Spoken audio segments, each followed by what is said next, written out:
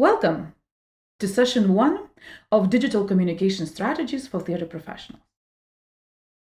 In this session, we are going to talk about your communication strategy. What is it, why you need it, and how you can design it for yourselves.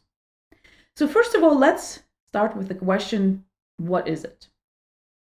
To put it very simply, your communication strategy are your communication decisions that will have long-term effects on your company, organization, or personal brand. I always give this example of a journey. So let's say we planned a journey from London to Paris. So we think about the means of transportation, the route we want to take, what clothes to pack, what snacks to prepare for ourselves, how much time we will need, how much gas, how much money. In a nutshell, we plan our resources. Of course, you can wake up one day from your bed, walk out of the door, and decide just to wander wherever your heart's desire. But that will probably mean that you have to have an unlimited amount of resources. And you will spend these resources before you discover something interesting or something that suits your purposes or mood during that day. But the reality of our companies and of our everyday work is that we do not have those unlimited resources. So if you want to make the most of your limited resources, then I suggest you design a communication strategy for yourselves.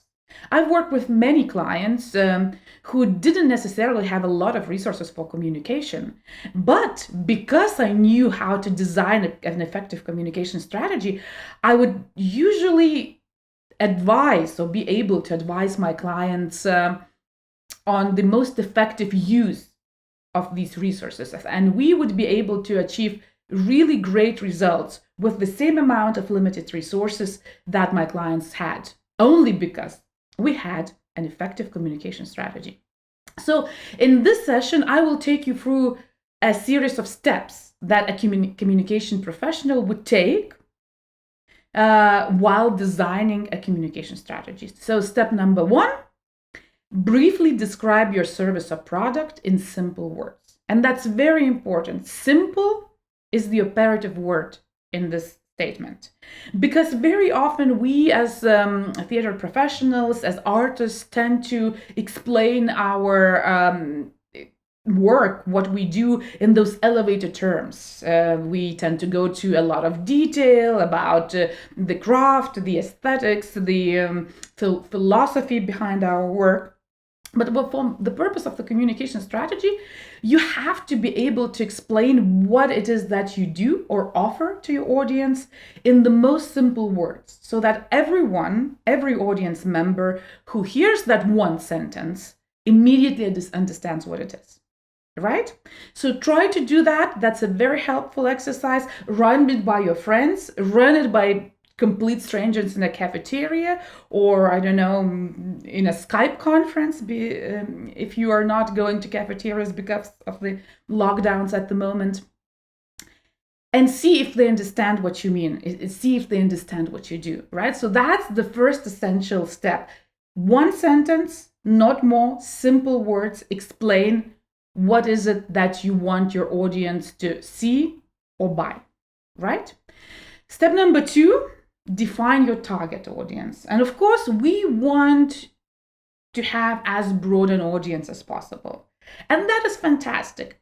But usually, if we really look at our audience's composition, if we look at the kind of audience that follows us on social media, comments, reacts on our post, we will discover that what we do resonate with a particular kind of people. It's very important to understand these people, because these are going to be your allies. And these allies are going to bring other people to your shows or your theaters. And these people are going to spread the word about you and help you develop your audience. And when we think about our target audience, it's very important not to think just demographically, I don't know, young women, of a particular race, white collar, living in urban areas. But it's also very important to think about their emotional needs, because usually people are drawn to theater, they're drawn to our work because of their certain emotional need, right? Because they need to satisfy something within their soul, right? And it's very important for us to understand what that emotional need is, right? Is it a matter of status? Do they want to show off? Is it a matter of escape from their daily reality? Is it a good way to spend time with their kids, and make their kids happy? Is it a date show? Would anyone take a date to see your show because they want to impress them or to show them that they're cultured and sensitive? So what is that emotional need that your audience want to satisfy with your product or service? So once you answer that question, try to fill out this little table that I prepared for you, right? So first of all, of course, sociographic characteristics of our profile, of our audience's profile, is very important. Give your audience, typical audience member or ideal audience member, a name. For example, I know Susie, where they live, rural areas, highly populated urban areas, maybe somewhere not even near to you, maybe somewhere in another country, right? What's their occupation? Students, artists like yourselves, office workers, CEOs, right? Managers. Appearance, what they like to wear. Are they into fashion? Do they like a very bohemian style, or do they dress as businesswomen, like this woman in the picture that you see now? What are their hobbies? What do they like to do beside their main occupation? Do they jog? Do they go to theater? Where else? Do they play games? Do they travel? I don't know. Do they collect stamps? What is that thing that drives them, that makes them get up from bed every morning, right? And then we can turn to psychographic characteristics of our ideal audience member, right? Or typical audience member. Very simple. What is his or her goals in life? What are his or her main frustrations? What saddens him or her? What infuriates him or her? But most importantly, what is your product or service to him or her? Is it, as I said, a sign of status? Is it an escape? Is it maybe therapy? Maybe it's something that makes them feel better, right, when they feel down. It's very important to answer that question to yourself, right? What is it that he or she carries with him or her always? A mobile phone, maybe a book, maybe a memorabilia, maybe a token, lucky charm. What is it? What type of person he or she is? Because that token or that thing that he or she carries with them always will reveal that to you. And finally, what is the most important event that he or she is looking forward to in the near future? Is there a place for your service and product in that event? Ask yourselves that. So this is what I suggest you do. You just go on your social media, or maybe you look for your ticket sales or online bookings, and try to understand what is your audience's profile. But it's very important that you not only understand the sociographic characteristics of these people, but also psychographic characteristics. That will be very important for the next step of our communication strategy. But now let's move on to step 3 and think about your service or product or brand. If it were a person, what kind of personality would it have? And very important, in what tone would it communicate with your audience? Would it be cheeky, like this man that you see in my visual? Would it be serious? Would it be philosophic? Would it be young, old, I don't know, middle age? What else? I don't know, race? what would be its hobbies, right? So it's very important that you think about your service or your product as a person, not only as just some inanimate phenomenon that you're trying to sell or that you're trying to draw or attract your audience to. It's very important that you think of your company, your show, your play as a person too. And that's important because we are going to base our communication strategy on the so-called H2H communication scheme. You probably have heard of B2C communication schemes, business to clients, and B2B, business to businesses communication scheme.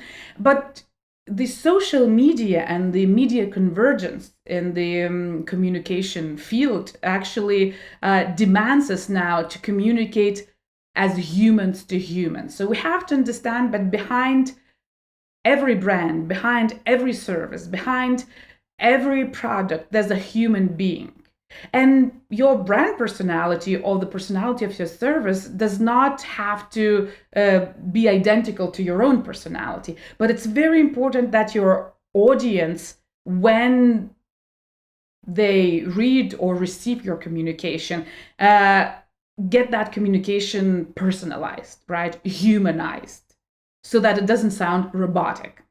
So we already have two players of our H2H communication scheme. That is the communicator or your service, brand, or product, and your audience. Let's move on. Now, when you think about your audience, it's very important to think about the change that you want to see in their thinking or behavior after they receive your communication. What would you like them to do differently and why? When they see your ad, when they see your Facebook post, when they see your email or newsletter, what is it that they should be doing or thinking differently than before seeing your communication? It's very important to think about that and very important to define that for yourselves. Step number 5. Think about your competitors. And when I say competitors, I don't necessarily mean direct competitors who want to steal your audiences. Think about it this way. What else your audience could do instead of going to your play, seeing your show, or buying your product? And these alternatives that your audience can choose from will be your competitors. So how are they doing? Does your audience choose them more often than you? How do they communicate with their audience? What channels do they use? What tone do they use? This is all very important because this is the noise in your communication scheme.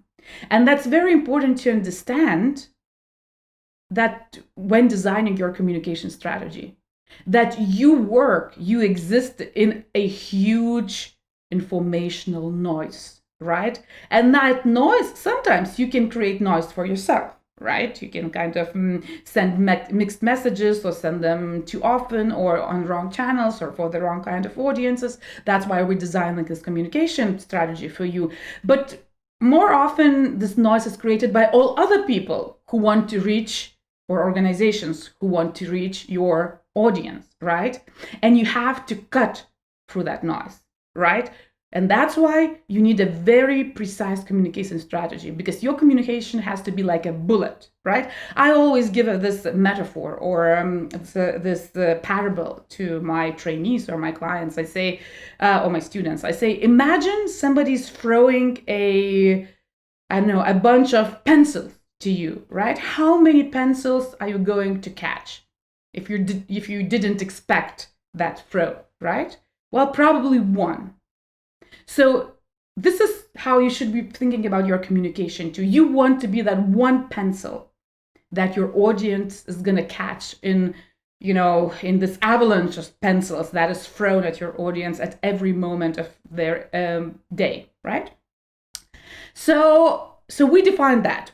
So now we have the communicator or your brand, your product, your service. We have your audience, and we kind of know in what kind of noise we exist, right?